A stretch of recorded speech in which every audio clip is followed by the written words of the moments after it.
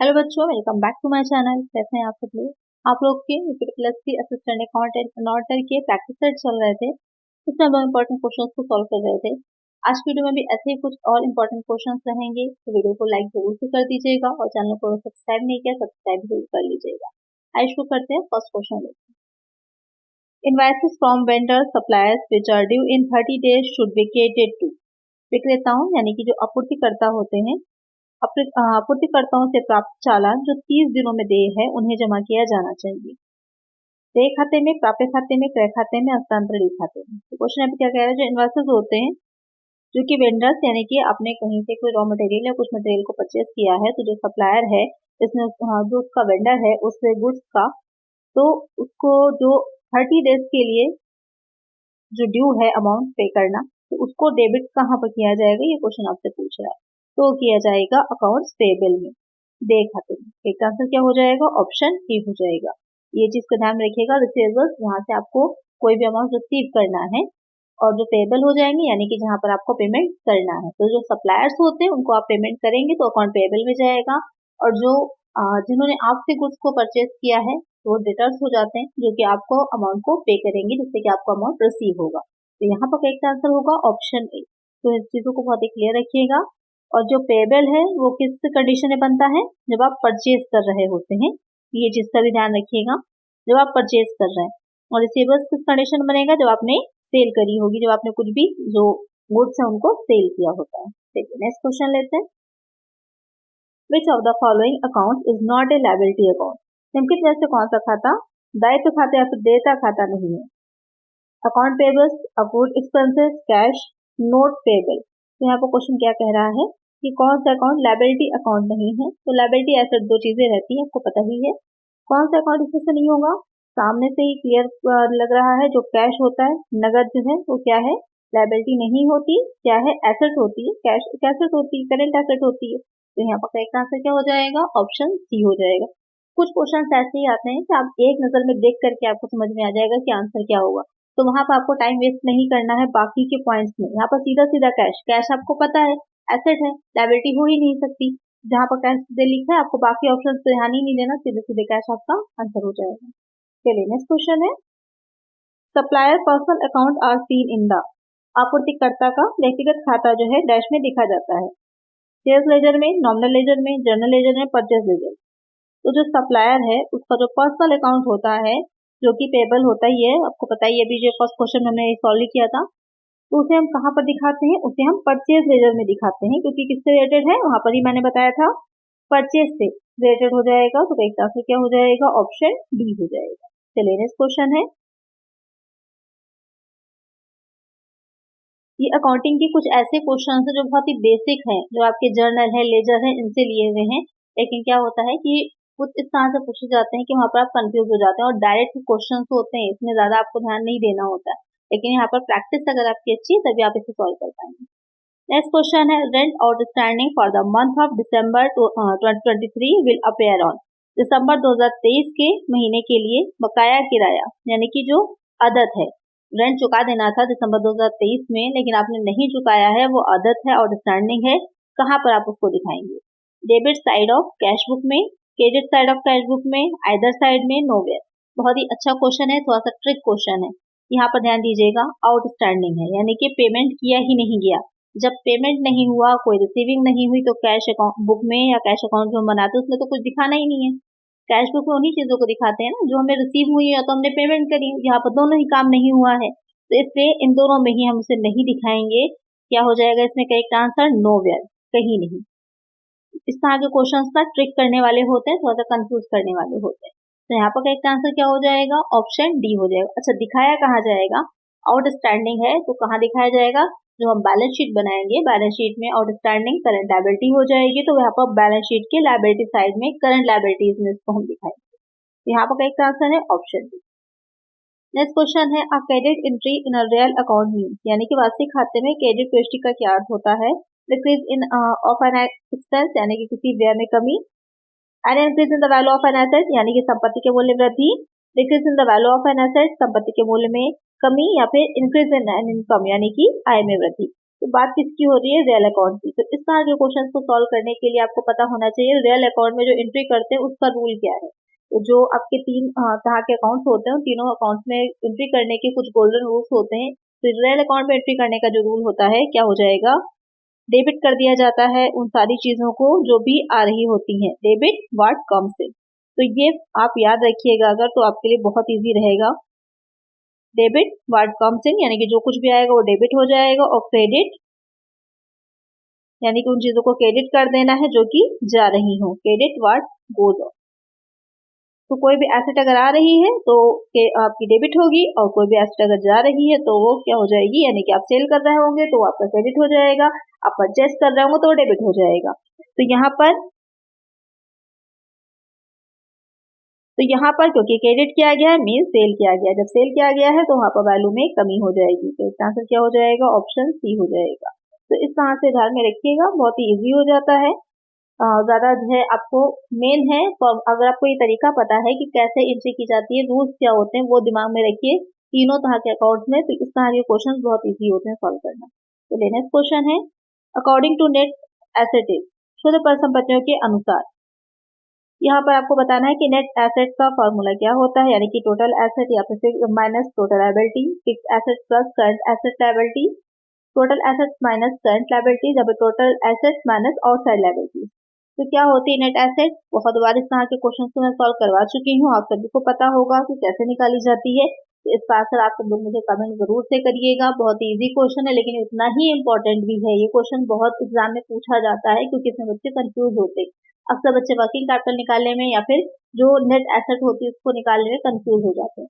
तो इसका आंसर आप लोग मुझे कमेंट करिएगा। चलिए नेक्स्ट क्वेश्चन लेते हैं। Effects of dishonour of BR is given by. जो BR होता है यहाँ पर बिल्स रिसीवेबल को BR बोला गया है शॉर्ट में, यानी कि इसकी फुल फॉर्म क्या हो जाएगी, जो बिल्स रिसीवेबल्स होते हैं उनके लिए इसको यूज किया गया है। तो अब जो क्वेश्चन आपका कह रहा है कि इफेक्ट्स ऑफ डिसऑनर, यानी कि बिल्स रिसीवेबल जो है अगर उनका डिसऑनर कर दिया गया है, उनको अनादर कर दिया गया है, अस्वीकृत कर दिया गया है, तो उसका क्या प्रभाव पड़ता है या किस अकाउंट पर उसका इफेक्ट पड़ेगा। Only in BR account, in debtor account and BR account पर, ओनली इन डेटर अकाउंट पर, यानी ओनली इन BP अकाउंट पर। BP क्या हो जाएगा, बिल्स पेबल को लिखा गया है।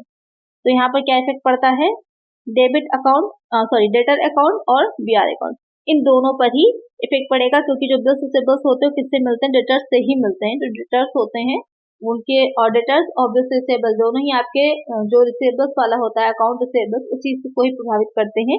तो यहाँ पर करेक्ट आंसर क्या हो जाएगा, ऑप्शन डी हो जाएगा, क्योंकि इसकी जो एंट्री ही होती है तो drawee's account debit to bills receivable account ही इसकी एंट्री होती है, यानी कि जो डेटर होगा उसका नाम यहाँ पर लिखा जाएगा। तो यहाँ पर अगर हम इसको ड्राई लिख देते हैं, ये डेबिट हो जाएगा ये अकाउंट आप, और यहाँ पर क्रेडिट में क्या जाएगा, टू बिल्स रिसीवेबल्स अकाउंट हो जाएगा। तो ये दोनों ही प्रभावित होते हैं। चलिए नेक्स्ट क्वेश्चन है, the debt which are to repaid within a short period a year और less are referred to as. वे डेट जिन्हें कम अवधि 1 वर्ष या उससे भी कम में चुकाया जाना है उन्हें कहा जाता है current liability, fixed liability, contingent liability, all of these. यहाँ पे क्या कह रहा है कि ऐसे ऋण है, कोई आपने डेप्ट लिया है जैसे कि 1 साल या उससे भी कम टाइम में ही आपको रिपे कर देंगे, तो किस तरह का लायबिलिटी है। क्वेश्चन जो आपसे पूछा है तो किस तरह की हो जाएगी, तो 1 साल से कम की टाइमिंग की तो करंट लायबिलिटी हो जाएगी। कई आंसर क्या हो जाएगा, ऑप्शन ए हो जाएगा। कंटीजेंट लायबिलिटी जो होती है आकस्मिक देयता या फिर संभाव्य दायित्व होते हैं। अच्छा, एक क्वेश्चन भी बनता है कि कंटीजेंट लायबिलिटी है तो उसे हम कहाँ पर शो करते हैं। इसका आंसर आप लोग मुझे कमेंट करिएगा कि जो कंटीजेंट लायबिलिटीज होती है उसको हम बैलेंस शीट में दिखाते हैं या नहीं दिखाते हैं, ये भी क्वेश्चन बनता है। इसका आंसर आप लोग मुझे कमेंट करिएगा। चलिए नेक्स्ट क्वेश्चन है, Which of the following describes the record of the transactions? निम्नलिखित में से कौन लेन देन रिकॉर्ड का वर्णन करता है, journal ledger, balance sheet, journal, income statement.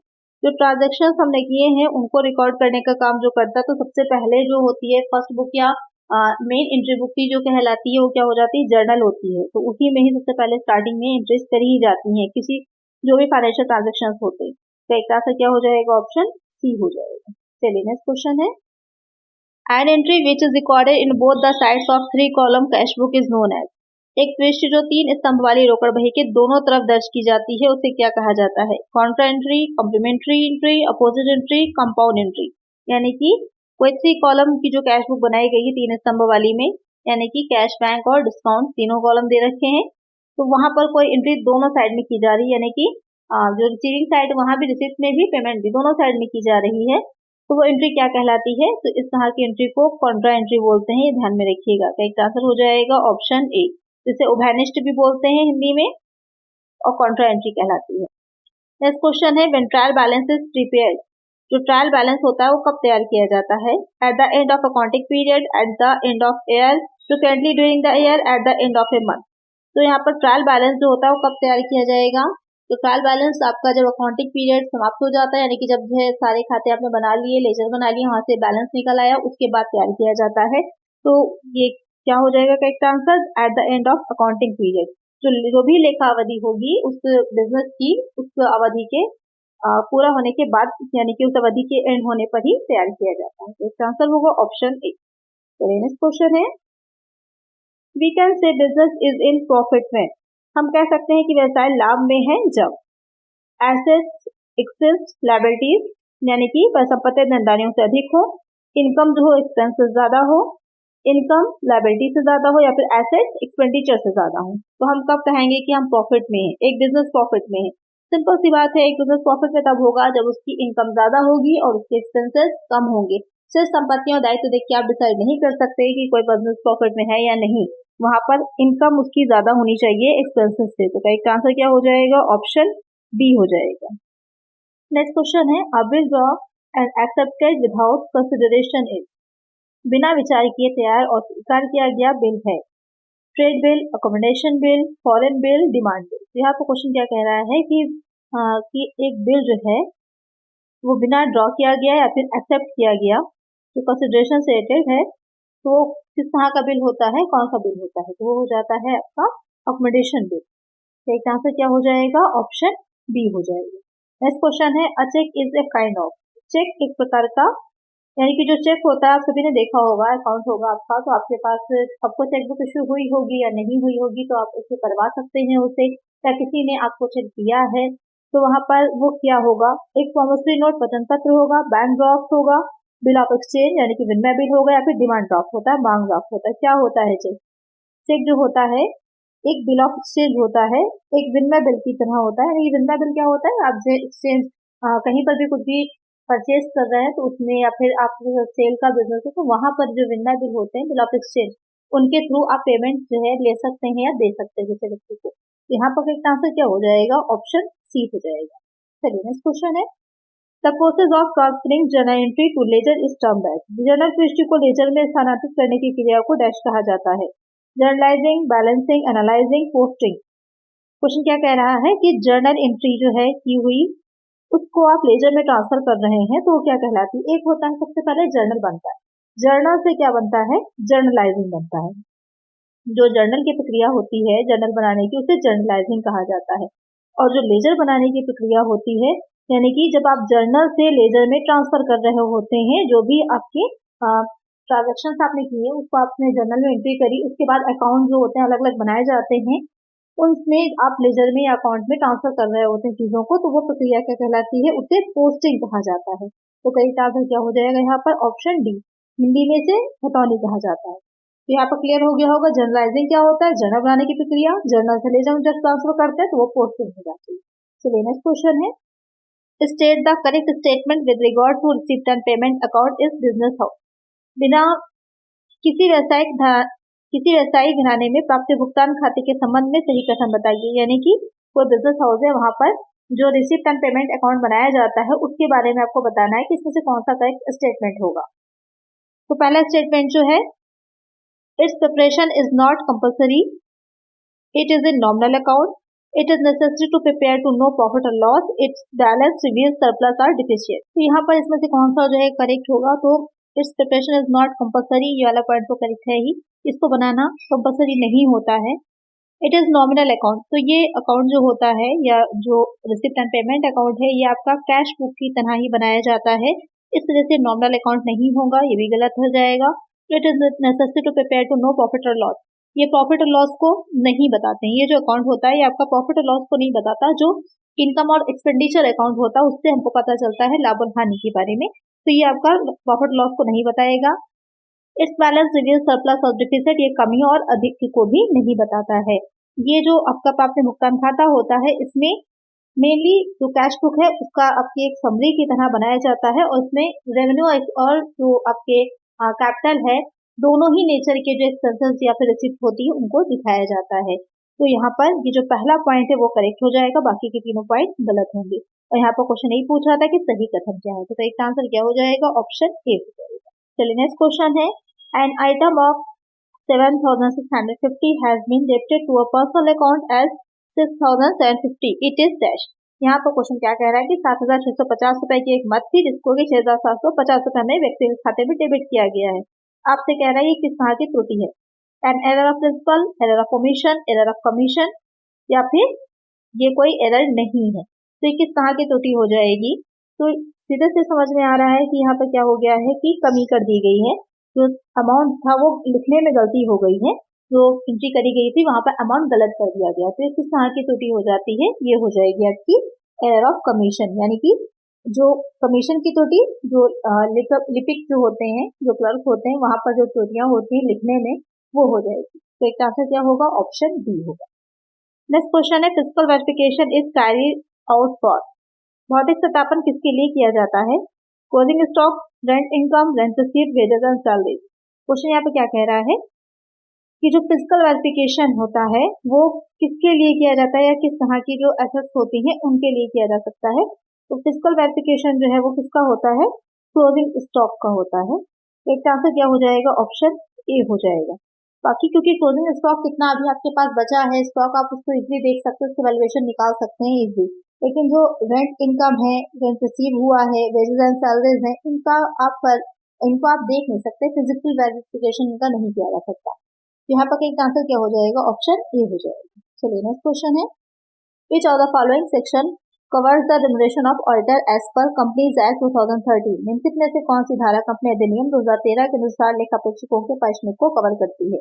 यहाँ पर आपको डायरेक्ट सेक्शन बताना है 142, 148, 143, 139। किसके अकॉर्डिंग पूछा गया है, जो कंपनी अधिनियम 2013 है उसके अकॉर्डिंग पूछा गया है कि जो ऑडिटर होता है उसको जो रिम्यूनरेशन दिया जाता है वो किस सेक्शन में बताया गया है या उसकी सेक्शन कौन सी है, वो हो जाती है सेक्शन 142। एक आंसर क्या हो जाएगा, ऑप्शन ए हो जाएगा। चलिए नेक्स्ट क्वेश्चन है, a duty of an auditor to verify whether loans and advances has been properly secured or not is referred as dash। ऋण और अग्रिम राशि उचित रूप से सुरक्षित है या नहीं यह सत्यापित करने के लिए लेखा परीक्षक का कर्तव्य डैश कहलाता है। स्टेटरी ड्यूटी है उसकी, कॉन्ट्रैक्चुअल ड्यूटीज हैं, certain duties are imposed by legal और court decision, duties arising out of professional. यहाँ पर क्वेश्चन क्या कह रहा है कि जो ऑडिटर होता है, जो यानी कि जो अंकेक्षक होता है, वो जब भी सत्यापित कर रहा होता है तो वहां पर उसका जो कर्तव्य ऋण और अग्रिम राशि से रिलेटेड है, उसको सचेत रखने से रिलेटेड है, तो किस तरह का उसका कर्तव्य ड्यूटी उसकी होती है उसके बारे में, तो वो किस तरह की हो जाती है, स्टेटरी ड्यूटी होती है। वैधानिक कर्तव्य उसका बनता है कि सही तरह से उन चीजों को वो उसकी वेरीफाई करे, उसको देखे कि जितना भी दिखा रहा है वो एक्चुअली सही है या नहीं है। तो यहाँ पर एक आंसर हो जाएगा, ऑप्शन ए हो जाएगा। तो आज की वीडियो में इतना ही, बहुत अच्छे इंपॉर्टेंट क्वेश्चंस थे। आई होप आपको अच्छी लगी होगी वीडियो। अगर वीडियो अच्छी लगी है तो लाइक जरूर से कर दीजिएगा, चैनल पर सब्सक्राइब कर दीजिएगा और फ्रेंड्स तक वीडियो को शेयर कर दीजिएगा। मिलेंगे नेक्स्ट वीडियो में। Thank you.